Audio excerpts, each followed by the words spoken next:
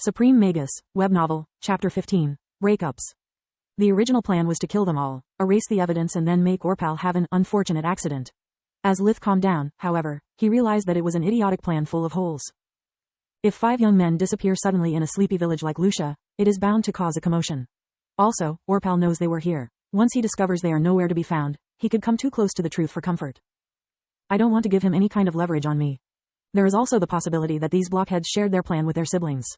Killing is the wrong answer here. Too many things can go spiraling out of control. Worst of all, if I make Orpal disappear too, the whole family would worry and grieve for him.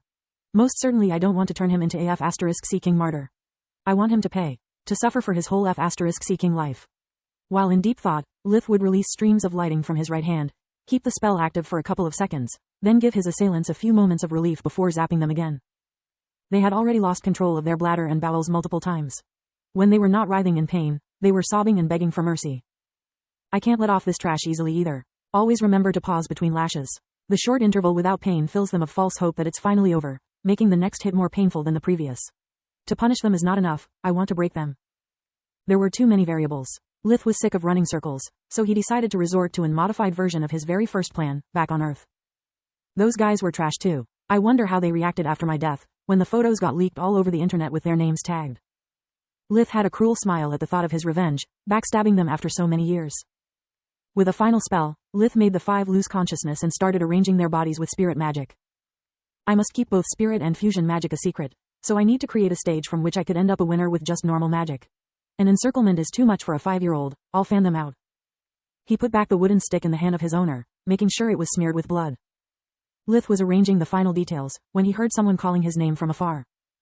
*T. I took too much time thinking. My family must have sent someone looking for me. This screws up a good part of my plan, damn it. I must play it by ear and hope they did not send Orpal, or it's going to get ugly.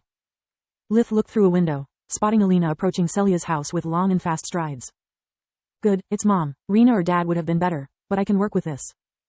When she got close enough, Lith responded to her call with a moan, slowly opening the door while begging for help.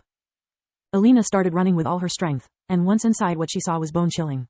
There was blood everywhere, teeth on the ground and Lith was almost unrecognizable. He was losing blood from multiple injuries. His face was swollen to the point that his eyes were barely visible amidst all the black and blue.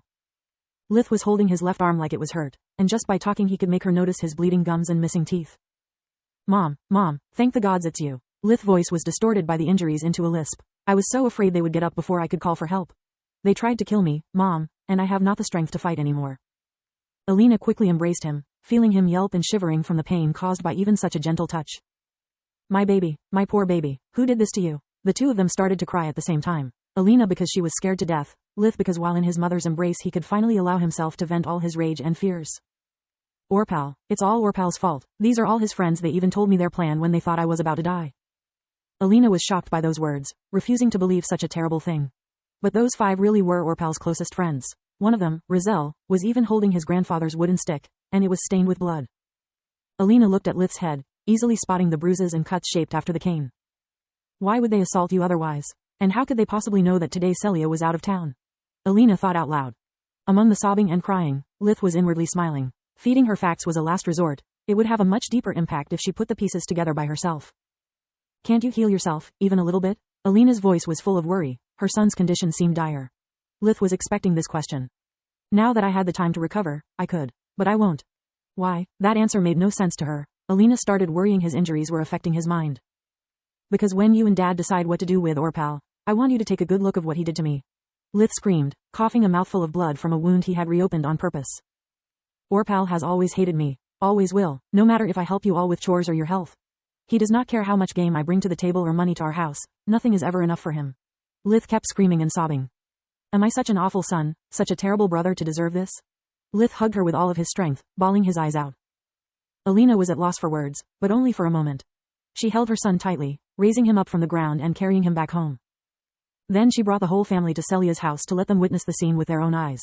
The matter was too serious, she could not hide it from her children. When Orpal saw Lith, he became pale as a ghost. Alina refused to call him by his name, and if glares could kill, he was certain that she would make him leave the field's feet first.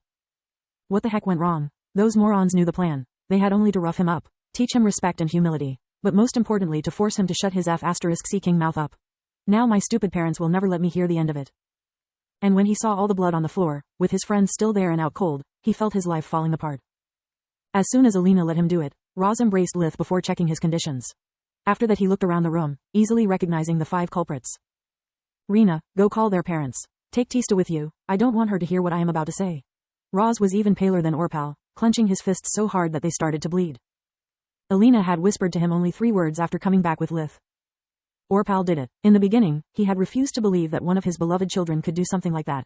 But the truth appeared so horrifyingly simple to his eyes. No one outside of the family knew that Lith worked for Celia. No one else could possibly know that exactly on that day and time Lith would be left alone in Celia's house. But the most painful and irrefutable truth was that no one but Orpal could possibly resent Lith so much. He barely knew anyone outside of his family and their closest friends. Lith had always been working so hard to help all of them, especially Tista, that he never had the time to make friends or enemies. Roz felt those thoughts ripping his heart out of his chest, but he had to know. Did you do it? Roz looked Orpal straight in the eyes. A terrible silence fell in the room, revealing the truth that Roz was trying so hard to deny, looking for a possible alternative explanation. But there wasn't any. How could you possibly do this to your brother? Tears were streaming from his eyes. Dad, I swear, it's not like you think. I can explain. Orpal's mind was desperately trying to find a plausible excuse. Is there anything to explain? Roz roared out of anger. Aren't those your friends? Yes, but it wasn't you telling them what to do. It wasn't you planning how, when and where to ambush Lith. Causing him to be almost beaten to the death? In the God's name, how could you possibly explain all that? Because that wasn't the plan. They didn't listen to me, just like you. You never listened to what I say. You never let me have my way, always siding with Leech and the cripple. You were never on my side. Never. They got carried away? Is that your explanation? Roz didn't know if to laugh or cry. Do you mean that ambushing and beating your brother, my son, is perfectly fine as long they do it with moderation? He raised his fist, tempted to give Orpal a taste of his own medicine, but Alina stopped him. Too much blood has already been shed today. Don't do it. You'd only harm yourself. He is beyond saving. Alina was crying too, but her face and tone were stone cold. She had already made up her mind. Roz was too broken to stand anymore. He needed to sit down on a chair, weeping. You are right, my love. I have lost count of the times I have tried to make him understand that respect is something that you must give before receiving it yourself. That we were his parents, not his friends. We are supposed to help our children understand their mistakes, not enabling them. The gods know if I haven't tried to teach him that his siblings were not his servants, that a man's authority lies in the responsibilities he shoulders, not how strong he is. I know I have not been a perfect father, but I did the best that I could. I don't know what to do with him anymore, Alina. Roz wiped his own tears, looking for his wife's support. I agree. Even now he doesn't show any remorse. He never loved his brother, stealing his food and calling him names even before Lith was able to walk. He is clearly unable to understand the enormity of what he did.